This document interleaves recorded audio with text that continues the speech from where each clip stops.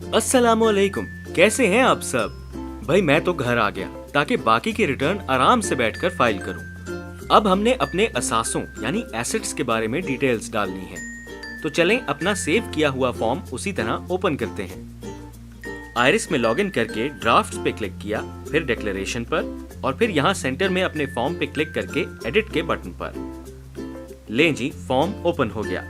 अब यहाँ left side पर वेल्थ स्टेटमेंट पर क्लिक करना है। अब क्योंकि मैं पहली बार रिटर्न फाइल कर रहा हूँ तो नेट एसेट्स के टैब पर जाना है। इसको क्लिक किया तो ये फॉर्म ओपन होगा।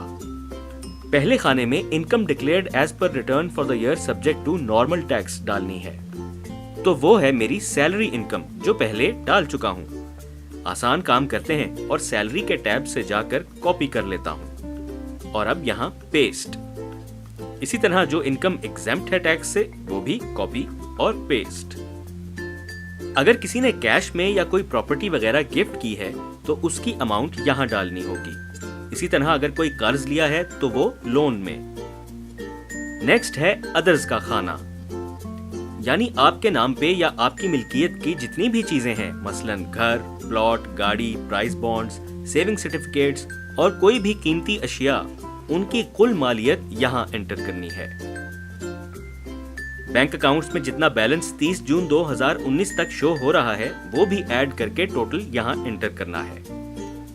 याद रखें ये रिटर्न साल 2019 की है, यानी 1 जुलाई 2018 से लेकर 30 जून 2019 तक। 30 जून 2019 तक जितने भी एसेट्स आपके नाम पर हैं उनकी अमाउंट एंटर करनी है। अगर आपने इसके बाद कोई प्रॉपर्टी वगैरह खरीदी है तो वो अगले साल की रिटर्न में आएगी। अब है अखराजात की बारी। पहले यूटिलिटीज में बिजली, गैस, पानी और टेलीफोन के बिल टोटल करके डाल दिए। हाउस होल्ड एक्सपेंसेस में साल का जितना खर्चा अंदाजन हो जाता है वो टोटल एंटर किया। फॉरेन ट्रैवल अगर किया है तो वो खर्चा, मैं दुबई गया था तो उस पर लगभग इतना खर्चा आया। एजुकेशन एक्सपेंसेस में बच्चों की फीस वगैरह का टोटल, और अदर्स में और कोई अखराजात हैं तो वो एंटर करने हैं, जैसे रेंट, मेडिकल यानी डॉक्टर्स की फीस वगैरह पे खर्चा, और ज़कात दी है तो वो भी ऐड करके यहाँ अदर्स में एंटर कर दिए। एक बार फिर याद रखें ये सारे अखराजात की तफसील 1 जुलाई 2018 से 30 जून 2019 तक की डालनी है।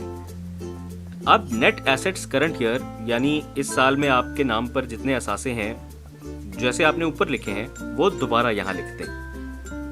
और पिछले साल जो नेट एसेट्स थे, यानी 1 जुलाई 2018 से लेकर 30 जून 2019 तक जितनी सेविंग्स की हैं और जो चीज़ें खरीदी हैं उनकी अमाउंट्स निकाल कर जितना बनता है वो पिछले साल के नेट एसेट्स हुए, तो वो अमाउंट यहाँ एंटर कर दी। अब कैलकुलेट पर क्लिक करते हैं।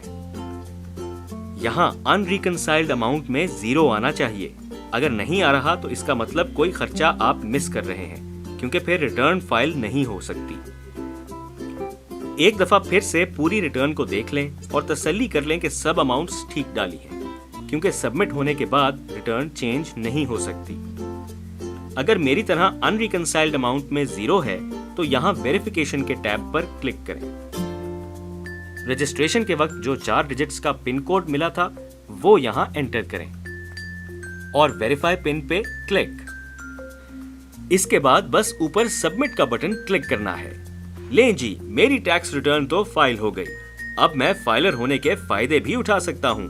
हाँ, अगर आपकी कोई टैक्स अमाउंट एडमिटेड टैक्स के खाने में आ रही है तो उसके लिए पेमेंट का भी आसान तरीका है। उसके लिए आप देखें टैक्स पेमेंट की वीडियो। मैं तो बन गया प्राउड पाकिस्तानी टैक्स फाइलर।